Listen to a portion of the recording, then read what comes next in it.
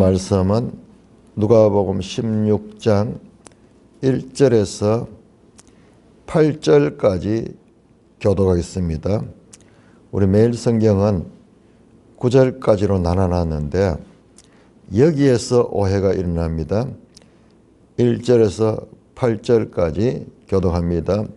누가복음 16장 1절 또한 제자들에게 이르시되 어떤 부자에게 청지기가 있는데 그가 주인의 소유를 낭비한다는 말이 그 주인에게 들린지라.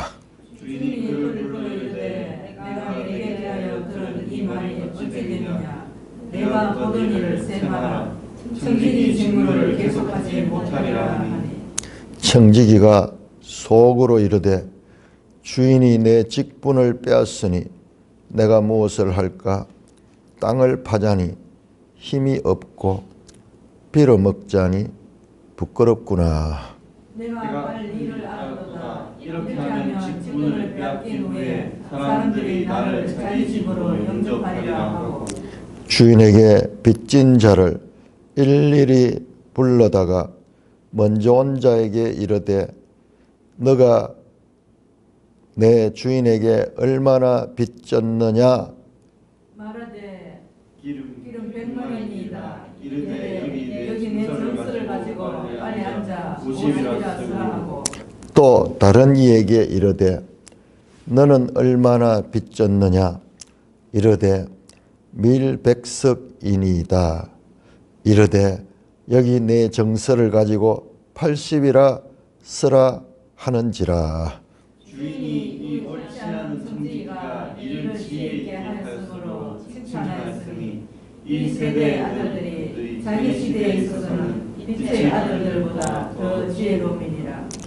오 하나님 아버지, 은혜를 감사합니다. 오늘 이 아침도 영원한 생명의 말씀으로 우리에게 은혜를 베푸시고 교훈하시니 감사를 드립니다. 이 말씀이 품고 있는 하나님의 뜻을 바르게 깨닫는데 성령으로 지도하여 주시옵소서. 우리 주 예수 그리스도의 이름으로 감사하며 기도드리옵나이다. 아멘. 자, 16장 제가 왜 8절까지 끊었느냐 그러면은 여러분 보세요. 1절에서 8절까지는 예수님의 비유고 9절을 보세요. 9절은 내가 너희에게 말하노니, 이건 비유가 아니에요. 내가 너희에게 말하노니, 너희가 누구냐? 1절에 보면 제자들에게 말하거든요. 9절 이하는 제자들에게 직접 말하는 내용이고, 그리고 8절까지는 예수님의 비유입니다. 그런데 우리 단락을 이렇게 나눠 보니까는 이 내용이 더 혼란스러운 거예요. 비유와 그리고 그 비유를 통해서 제자들에게 적용하시는 말씀으로 1절에서 13절은 나누어져 있다라는 것을 우리가 분명히 해야 됩니다. 자, 그렇게 하면은 그렇게 하지 않으면 내용이 되게 복잡해져요. 그런데 어떻게 이렇게 단락을 나누는지 모르겠어요. 자, 내가 너에게 말하니 9절 이하는 비유를 통해서 이제 적용하시는 말씀이다 하는 것을 우리가 분명히 하고 구분해야 됩니다. 그러니까는 이 성경을 단락을 어디에 끊느냐 하는 것이 해석하는데 기본적으로 참 중요합니다. 자, 16장의 내용은 이렇게 시작합니다. 또한 제자들에게 이르시되, 이 말은 앞에서 한 말씀과 더불어서 또, 그러면 앞에서는 누구에게 말했느냐? 15장 전체 소위 이런 것을 찾는 그 목자, 그리고 이런 드라크마를 찾는 여인 비유, 그 다음에 잃어버린 두 아들의 비유, 즉 이 아버지와 두 아들에 관한 비유 내용과 연결해서 하시는 말씀입니다. 그 15장 말씀은 누구에 있는가 한번 보세요. 15장 1절 2절 보시면은 자, 모든 세리와 죄인들이 말씀을 들으러 가까우니 2절은 바리새인과 서기관들이 수군거리며 예수님을 향해서 죄인을 영접하고 음식을 같이 먹는다 하고 예수님을 비난하잖아요. 그러면은 3절에 예수께서 그들에게 이 비유로 이랬다. 누구에게? 바리새인과 서기관들에게.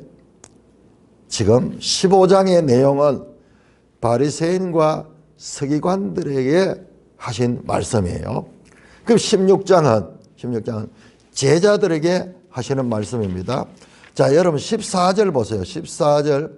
14절부터는 또 바리새인들에게 하는 말씀입니다.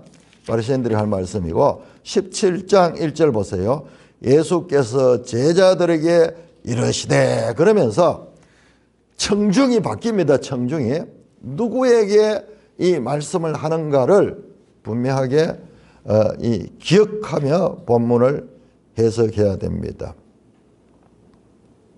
그리고 우리는 15장 끝에서 이와 같이 좀 이상하게 끝을 나는 것을 봤어요. 그 15장 끝이 어떻게 끝났습니까? 아버지가 이 네 동생은 죽었다가 살아났으며 내가 잃었다가 얻었기로 우리가 즐거워하고 기뻐하는 것이 마땅하니라 하고 끝이 나버렸어요. 그러고 제자들에게 말씀하는 거예요. 그 큰 아들의 반응이 아버지의 말씀을 듣고 큰 아들이 아버지의 말씀을 인정했느냐 그렇지 않으면 거부했느냐 여기에 대해서는 답변이 없었어요. 16장의 내용들은 그 큰아들이 어떤 반응을 했는가를 두 가지로 암시하는 그와 같은 그 내용이 연결된다고 볼 수 있습니다. 첫 번째 오늘 읽었던 1절에서 8절까지 소위 유명한 불의한 청지기 비유와 그리고 19절에서 31절에 보시면은 19절에서 31절은 부자와 소위 거지 나사로 비유가 16장에서 이어집니다. 자, 우리가 16장 1절에서 또 제자들에게 이르시되 이 맥락을 놓치지 말아야 됩니다. 이건 다른 장소에서 다르게 말씀을 시작하는 게 아니고 지금 바리새인들과 함께 그 제자들이 함께 있는 자리에서 연속되는 내용이다라는 것을 알 수 있습니다. 자, 15장에서 나왔던 11절에서 32절까지 나오는 이 큰아들과 작은아들 그리고 아버지에 대한 말씀의 핵심이 뭐냐 그러면은 재산 문제, 재산. 그 재산을 가지고 우리가 15장에서 지난 수요일 날 자세히 봤는데 이 큰아들에게도 나눠줬던 것 같아요. 아니, 그 수요일 날 안 보고 어제 봤구나. 자, 11장 12절 한번 보세요. 12절은 우리는 생각하기를 작은 아들만 재산을 나누어 갔는가 생각을 했는데 12절에 보면은 아버지가 그 살림을 각각 나누어 줬다. 그렇게 각각 나누어 줬다. 자, 이 부분은 우리가 흔히 놓치기 쉬운 건데 저 부분에 대해서는 지금 캐션 마크를 두고 그러면 큰아들도 받았을 수도 있어요. 자관 이 15장의 핵심 내용은 이 재산 문제, 소유 문제. 그리고 큰아들이 막 이 분노하고 막 그렇게 하는 것도 그와 연관이 돌아온 동생을 부담스러워하는 이유 가운데 자기 몫을 빼앗길 수 있다는 그런 이 재물에 대한 집착일 수도 있습니다. 왜냐 그러면은 지금 앞에서부터 계속 소유 문제를 지금 다루고 있거든요. 자, 16장도 보면은 1절에 보니까는 부자와 청지기가 나오는데 그 내용이 소유를 낭비한다고 그렇게 말한 내용이 나옵니다. 요 소유를 낭비한다는 요 말씀은 여러분 15장 보세요. 15장 13절에 둘째 아들이 그 재산을 허랑방탕에 그 재산을 낭비하더니 여기 같은 말이에요. 낭비하다.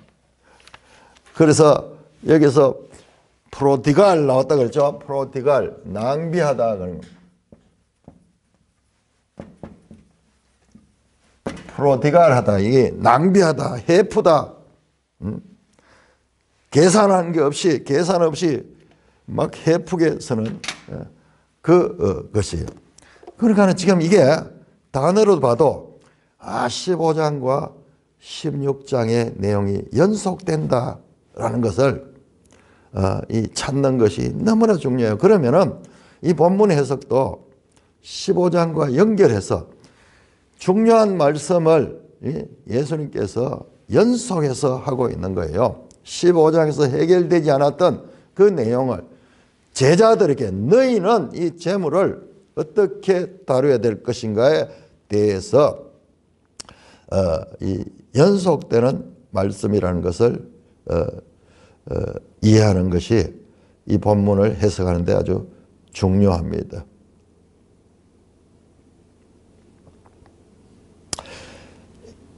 본문을 한 절씩 한번 살펴보겠습니다.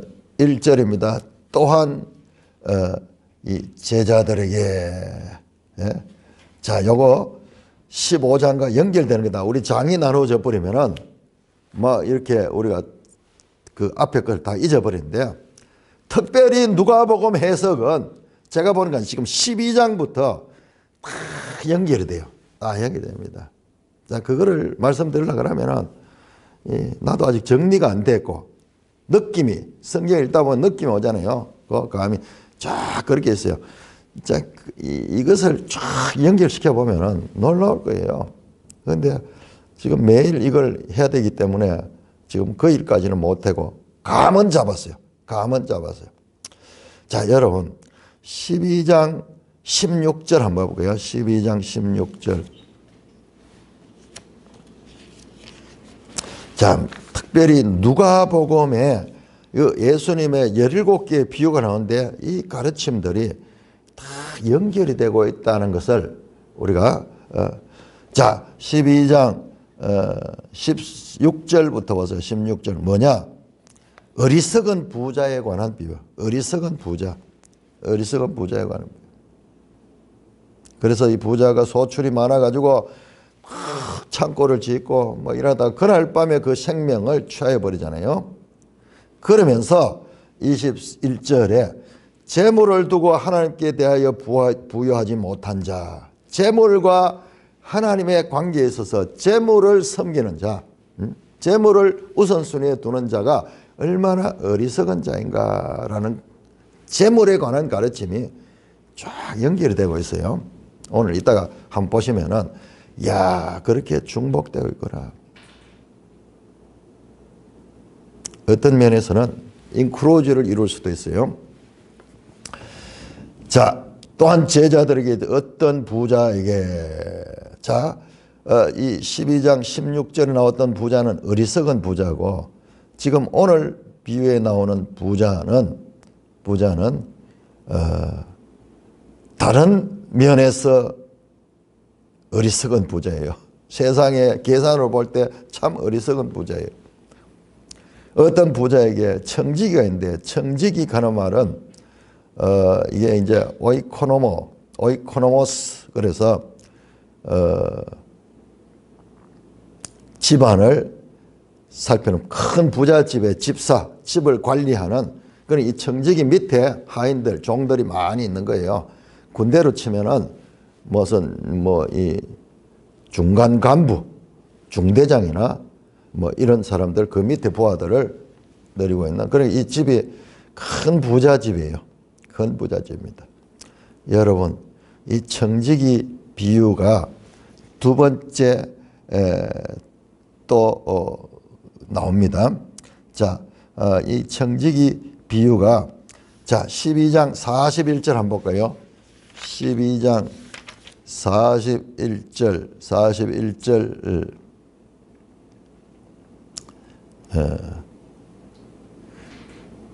부터 베드로의 질문에 예수님께서 지혜 있고 진실한 청지기가 되어 그 집 종들을 맡아 때를 따라 양식을 나눠주는 자.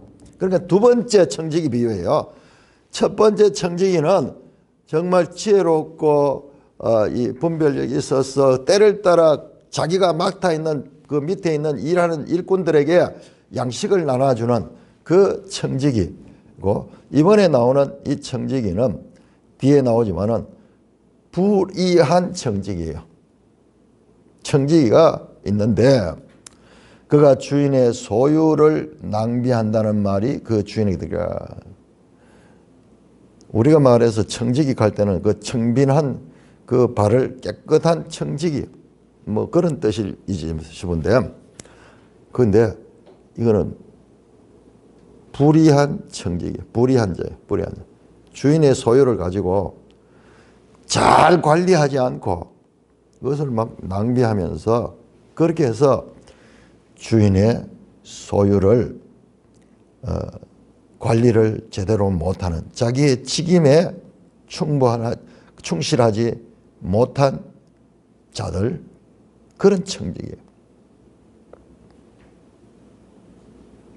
주인의 살림을 사는 자인데 거기에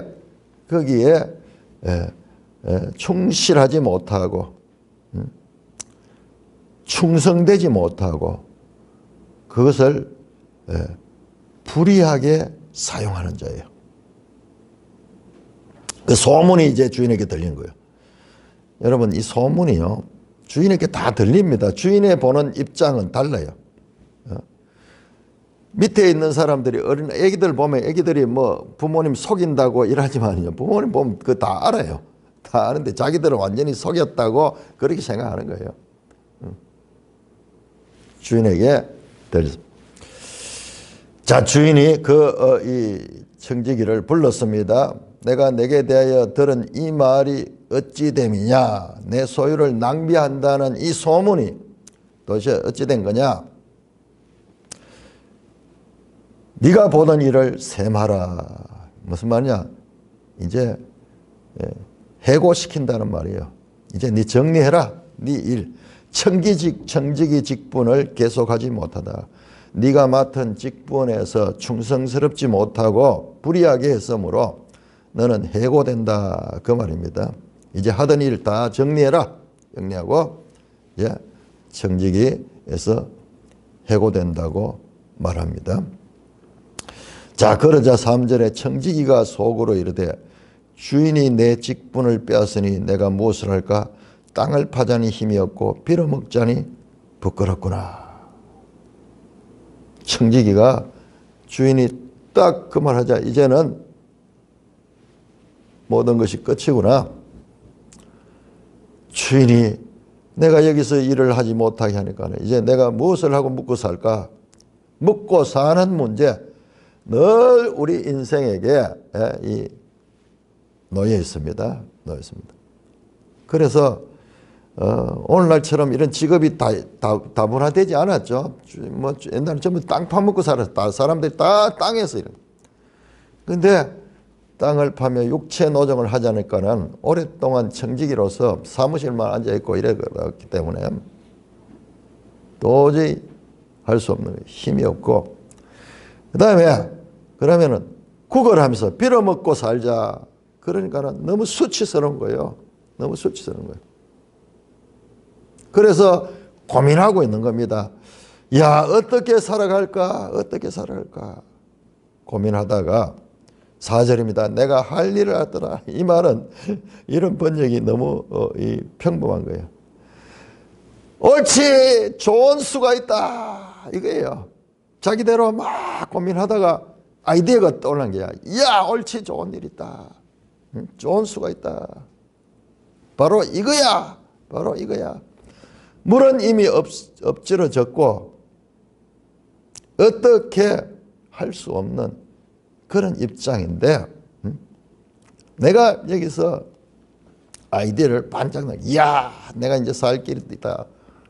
마치 15장 18절 19절에서 그 집 나간 둘째 아들이 고생하다가 돼지 쥐엄 열매 먹는 바닥까지 내려갔다가 거기에서 생각이 탁 돌려. 내 아버지 집으로 돌아가야 되겠다. 그런 아이디어처럼 사람이 어려움을 당하게 되면요, 생각이 깊어져요. 평소에 일이 잘 풀릴 때는 전혀 생각하지 않던 존재 문제를 깊이 생각하게 돼요. 그러니까 하나님께서 한 번씩 사람들에게 어려움을 주는 거예요. 만약 어려움 없이 만사 형통하면 그건 저주예요. 그건 저주예요. 한 번씩 우리 인생에 보면 이모저모의 어려움들인데 그때 우리 자신을 자세히 들다 보면 깊이 내 존재적인 근원에서 생각하는 그런 기회가 있는 거예요. 지금 이제 그런 생각을 가지게 되는 거예요. 자, 어떻게 하면, 이렇게 하면은 내가 비록 여기서 해고됐지만은 내가 살 수 있는 방법이겠다. 인간은요, 이 본능적으로 이 먹고 사는 이 문제에 있어가지고 절박한 거예요. 절박한 거예요. 그래서 절박하면은요, 아이디어도 나오고, 절박하면은 참으로 내가 낸 줄 몰라요.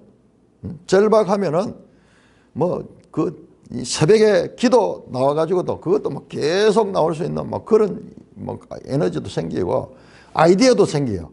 이야, 이거 내가 화가로서 이제 그림만 그리가 살라 그러는데 이 살아갈 방법이 없다. 누가 그림을 사준단 말이야.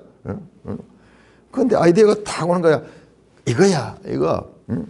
초상화를 그리면은 그 초상화는 지 모습이 있기 때문에 딴 건 안 사도 그거는 살 수 있다. 특히 노인들. 그런 아이디어가 드는 거예요. 그러면 뭐 그걸 실천하는 거예요. 그래, 하는데 그게 또 뜻대로 안 돼. 그런데 뜻대로 안 됐다가 다시 또 막 되기도 하고 이러면서 아주 사람이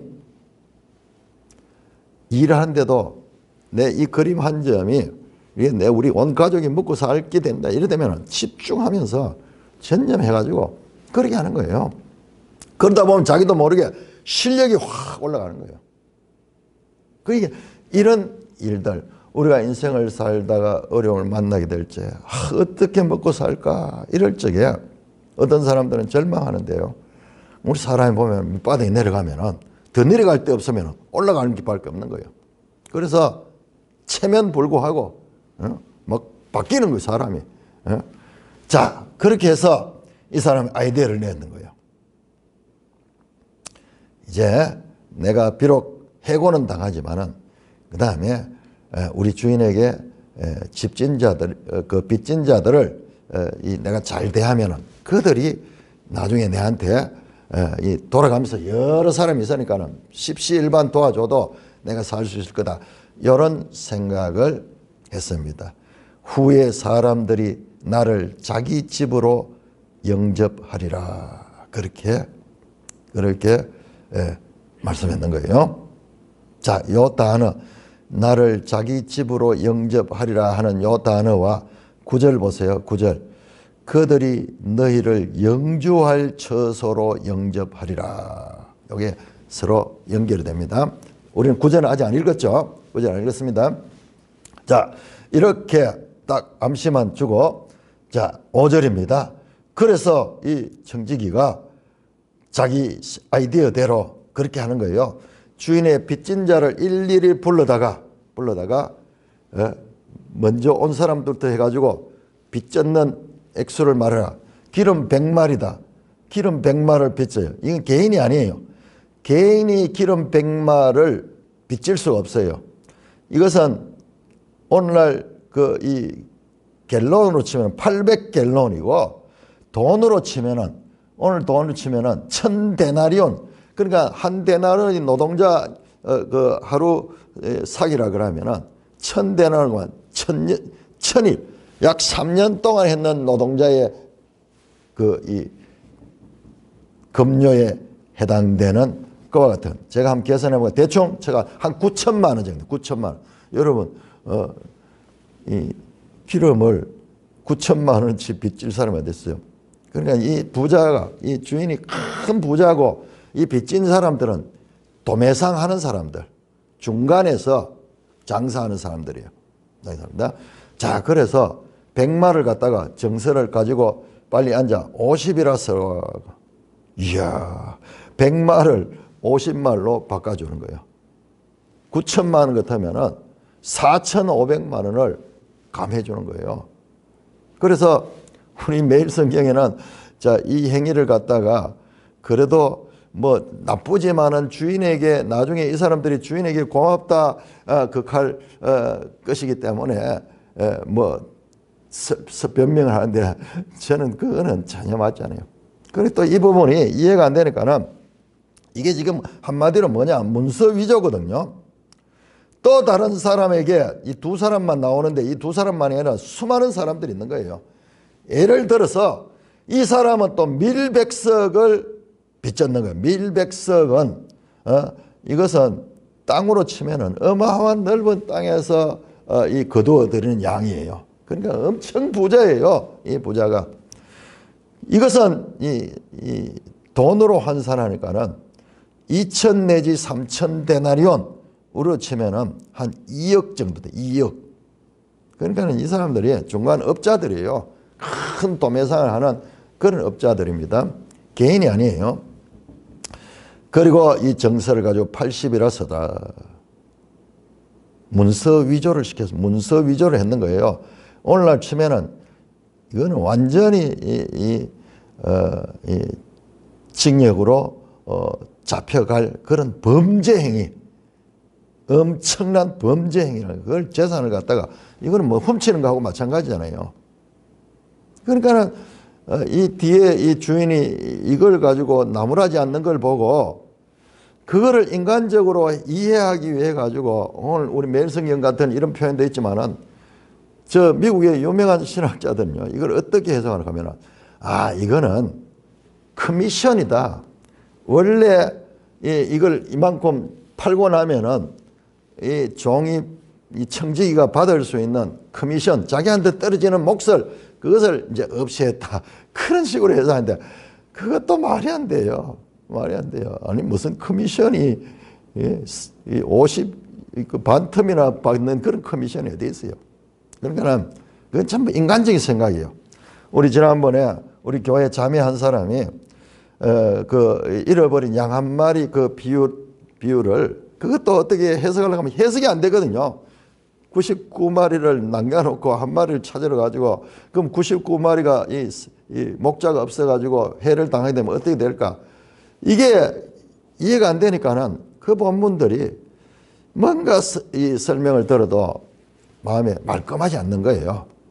그때 제가 그렇게 이야기했죠. 프로디갈 이러죠. 프로디갈. 이 계산 없는 이거 해푼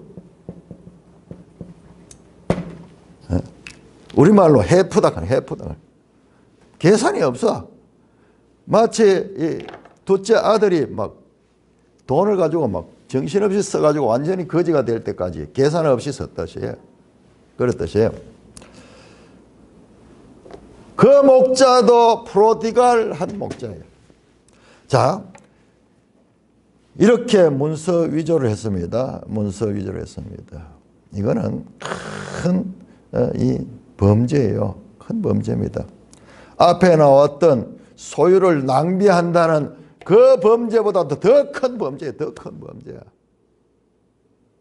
이것은 그냥 해고 정도가 아니고 감옥에 가서 이제는 평생을 감옥에서 이 세월을 보내야 될 큰 범죄입니다. 범죄입니다.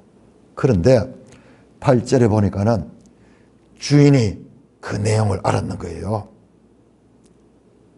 이 옳지 않은 청지기가 이제 주인이 엄한 벌을 내기 해고뿐만 아니라 감옥에 잡아넣는 그런 일을 행할 거라고 독자들은 생각이 되는데 반전이라는 거 반전이에요. 이 성경에 보면 항상 이런 게 있어요. 뒤틀림이 있어요. 그냥 우리가 예상하는 것에서 완전히 뒤틀어지는. 옳지 않는 청지가 지혜 있게 하였으므로 칭찬하였다. 이게 무슨 말이야 도대체. 그래서 이 부분을 해석하려고 성경학자들이요, 그 당시에 이 원어가 좀 잘못됐다, 번역하는데 뭐 잘못돼가 이런 문제가 있다, 온통 전부 다 커미션을 받아가지고 그 커미션을 줬는 거다. 그리고 우리 매일성이 나오듯이 이런 식으로 뭔가 성경을 부인할 수는 없고 이 해석이 안 되니까는, 우리 이해력으로는 도저히 해석이 안 되니까 자꾸 뭔가 살을 붙이고 그것을 그럴듯하게 만들려고 하는, 하나님 말씀이니까 손은 못 대고 그렇게 하는 노력들이 많았습니다. 여러분, 어떤 면에서요, 복음서에서 제일 해석하기 어려운 부분, 이 부분. 그야말로 복음서의 함정이 함정. 전부 다 이 본문을 가지고 어려움을 당하는 그 본문이에요. 그런데 제가 말씀을 드렸죠. 시작할 적에 이 내용들이 연속되어 있다. 특별히 15장과 16장도 연속되어 있다. 그러면은 그 프로디갈한 목자, 90마리보다도 한 마리를 찾는데 그걸 걸고 그 다음에 그걸 가지고 잔치를 벌이는 계산 없는 이 목자, 그리고 그 돌아온 아들을 잔치를 벌이면서 나무라지 않고 그를 사랑으로 받아주면서 송아지를 잡고 온 동네에 풍화 울리며 잔치를 벌이는 프로디갈한 파더. 이해가 안 되는 분이에요, 이분은. 이해가 안 되는 분. 그렇다면 이 주인도 프로디갈한 마스터예요, 마스터.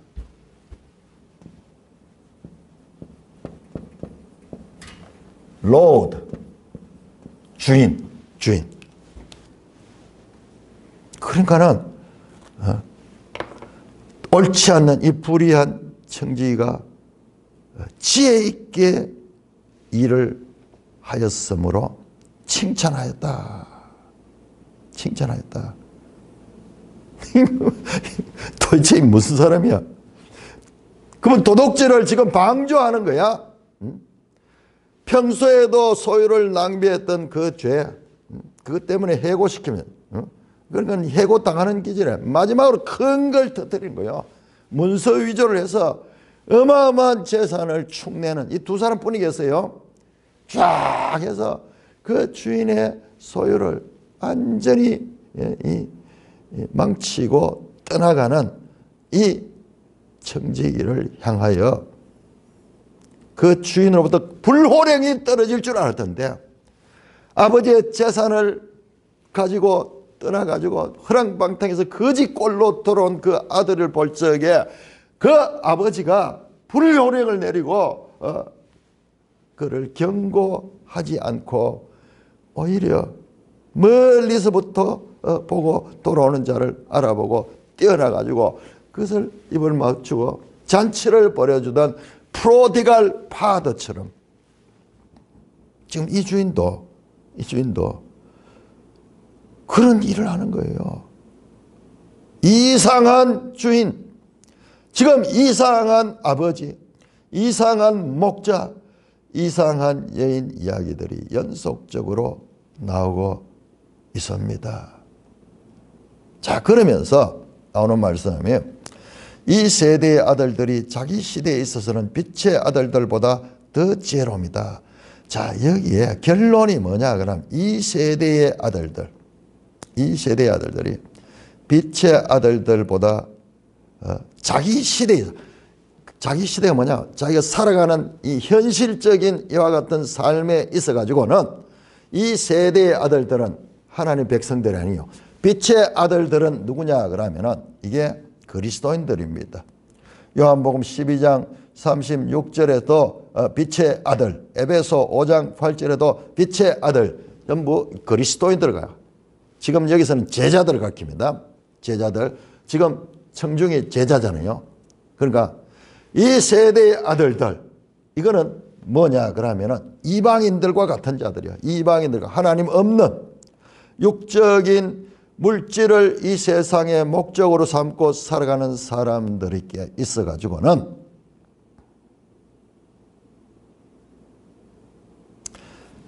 하나님의 아들들이 그 하나님 나라를 추구하는 것보다도 이 땅의 사람들이 자기 시대에 먹고 살기 위해서 자기 목숨을 유지하기 위해서 이 힘쓰는 그것이 더 지혜롭다 그 말입니다.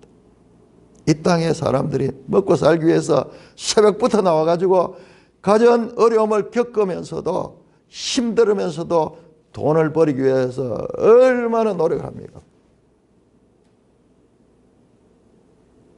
그러나 빛의 아들들, 하나님의 자녀들이 그 하나님 나라를 위하여, 하나님 나라를 위해서 그렇게 사느냐? 그렇지 않고 그 시대에 있어가지고는 어떤 면에서 이 세대의 아들들이 속여서라도 살기 위해서 궁리를 하는 그런 것보다도 빛의 아들들은 어떤 면에서는 그렇게까지는 하지 않고 있다는 말씀입니다. 자, 여기까지가 비유입니다. 비유. 자, 9절부터 13절까지 9절에서 13절까지 교독합니다. 9절입니다.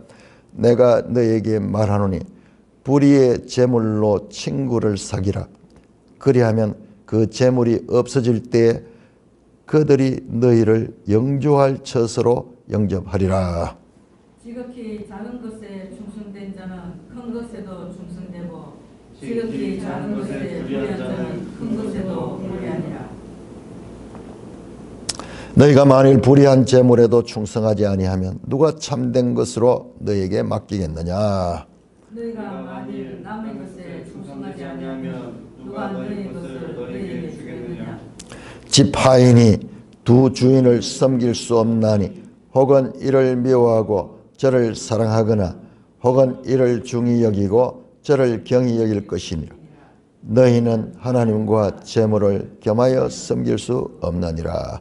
자, 이 9절을 따로 봐야 됩니다. 9절은 이제 내가 너에게 말하노니 제자들에게 하는 말씀입니다. 이 비유를 하신 후에 하시면서 불의의 재물로 친구를 사귀라. 자, 앞에 나오는 불의한 청직이 나왔죠.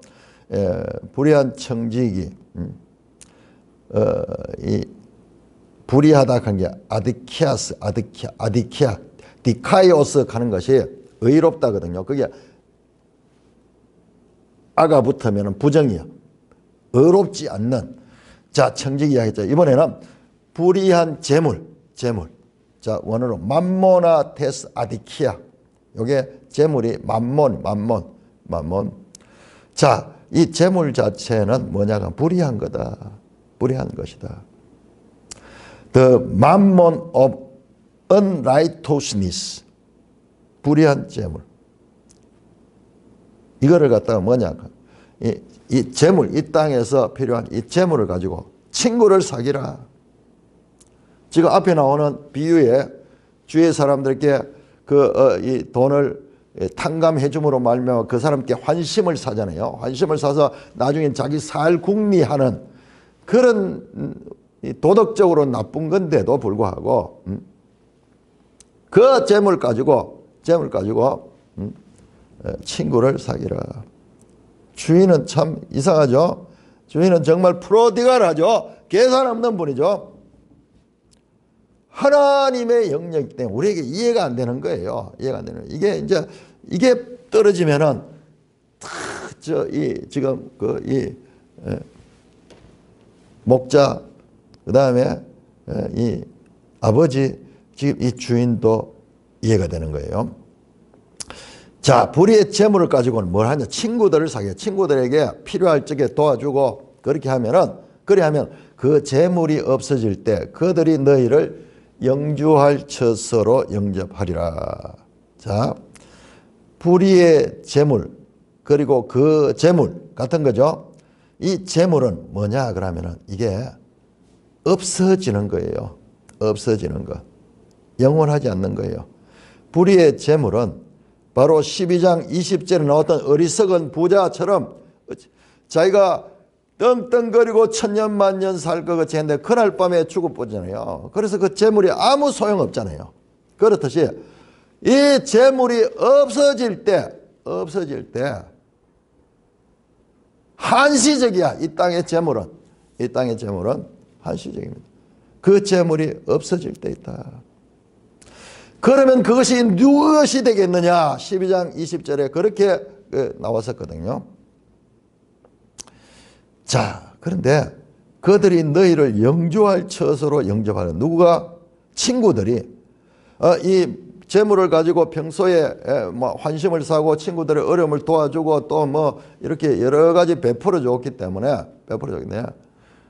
그 재물이 없어질 때에 그런데 그 재물은 없어질 때가 있어. 그런데 그들이 너희를 영주할 처소로 영접하라. 여러분 언뜻 보면요. 저도 이거 처음에 그렇게 봤어요. 야, 그러면은 이렇게 이 물질적으로 많이 봉사하고 베풀면은 그러면은 저 영원한 하나님 나라로 간다 이런 말인가 싶었는데 그들이 너희를 영주할 처소로 보낸다 그래요. 영주할 처소로 영주할. 그들이 누군데? 자기 친구들이. 그 친구가 어떻게 그를 영주할 처소로 영접할 수 있어요? 자, 이 내용은요. 이 영주할 처소 가는 것이 중요한데 영주할 처소는 원어적으로 보면 아이오네스 세키네 이 장막 이런 거예요. 장막. 영어 성경에는 everlasting habitation 영원한 거주지. 근데 이 영원한 거주지는 죽음으로 가는 것이에요. 죽음입니다. 죽음. 전도서 12장 5절에 보면 영원한 집 조문객들이 오고 가고 하며 영원한 집으로는 사람이 죽음을 가리키는 것입니다. 자, 그래서 지금 16장 이 19절 이후에도 죽어서 가는 이야기가 나옵니다. 죽어서 가는 그 부자는 죽어서 이 지옥으로 가고 그 가난했던 그 나사로는 죽어서 아브라함의 품에 있는 그 장면으로 연결이 됩니다. 자, 그래서 제가 말씀드렸죠. 이 16장의 두 개의 비유가 15장과 연결이 되어 있다. 자, 그들이 영주할 처소로 영접할 것이다. 이 말은요. 죽음을 나타내는 부정적 의미입니다. 재물의 한계가 있다. 재물은 없어질 때 단지 죽으면은 그 재물이 없어져 버리고 그게 무용하다. 아무런 의미가 없다. 불의의 재물은 죽을 때까지 목숨이 있을 때까지는 유용하지만은 땅에서는 유용하지만은 죽음 이후에는 이것이 아무런 효과도 없다는 말씀입니다. 재물의 한계를 말씀하고 있는 것입니다. 자, 그러면서 여러분 연결해서 보세요. 그러면은 10절에 지극히 작은 것 충성된 자는 큰 것에서 중요하고 지극히 작은 것 무엇이겠습니까? 지극히 작은 것은 앞에 나오는 재물이에요. 재물. 한시적인 효용성이 있는 참으로 살아있을 때는 재물만큼 중요한 게 없잖아요. 그렇지만 그것은 죽음 앞에서는 아무런 의미가 없다. 그래서 이것은 하나님의 것에 비해서는 지극히 작은 것이다. 지극히 작은 것에 충성된 자는 큰 것에도 충성이 되고 자, 지극히 작은 것은 재물을 가리키고 큰 것은 뒤에 보면 하나님을 가리켜 하나님 나라. 그러니까 이 땅에서 충성스러운 삶을 사는 사람은 물질에 있어도 이렇게 바르게 살고 물질을 충성스럽게 다룬 자는 하나님 나라의 일에도 그러할 것이고 지극히 작은 것에 불의한 자는 큰 것에도 불의하다. 자, 지극히 작은 것과 큰 것을 대조하고 있습니다.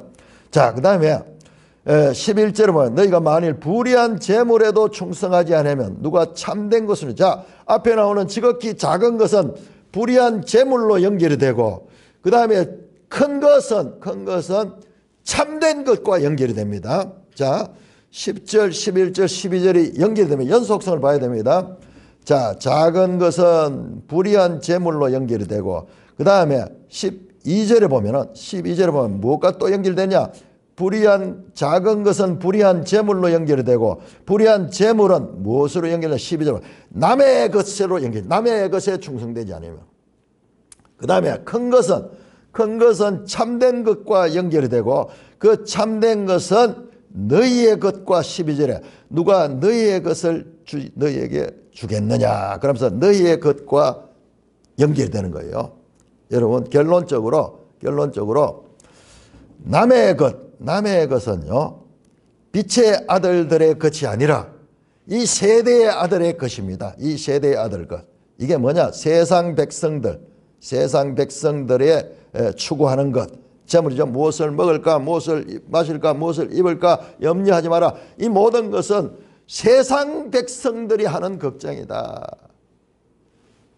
그래서 여기 이 나오는 12절은 남의 것, 세상 백성. 앞에 나오는 이 세대의 아들들을 가리키고 있는 것이고 너희의 것은 뭡니까? 그것은 바로 제자의 것, 제자를 가리키는 거죠. 제자의 것이고 그것은 하나님의 백성을 가리키냐.